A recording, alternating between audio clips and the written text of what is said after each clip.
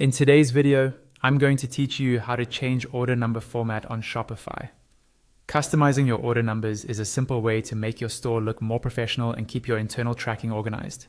In this walkthrough, I'll guide you step by step through where to find these settings in Shopify, how to change them safely, and a few practical ideas for what to use as prefixes and suffixes.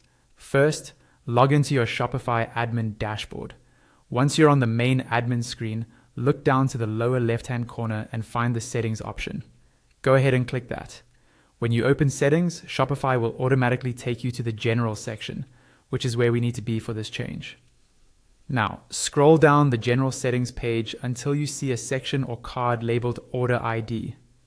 This is the area that controls how your order numbers are formatted. Take a moment to make sure you're in the right place before you edit anything, because these settings will affect all future orders in your store.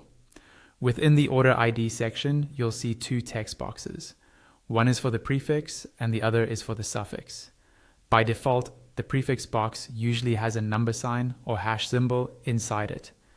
That symbol appears in front of every order number you receive. You can delete that symbol if you'd like and leave the prefix field completely blank. That means your customers will see just the plain order number with nothing in front of it.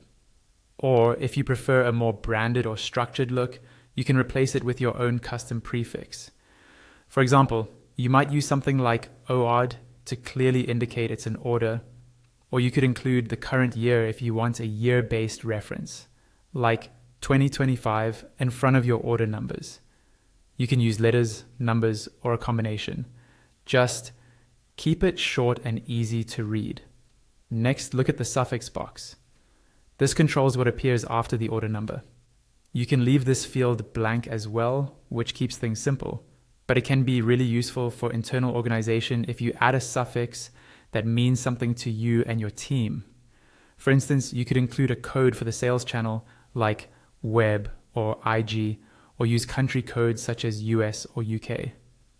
Some stores also add internal tracking codes here to match systems outside Shopify.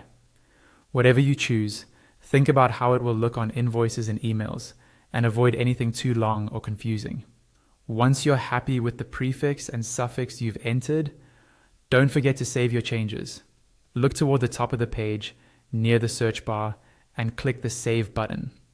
After saving, your new order number format will automatically apply to all new orders going forward.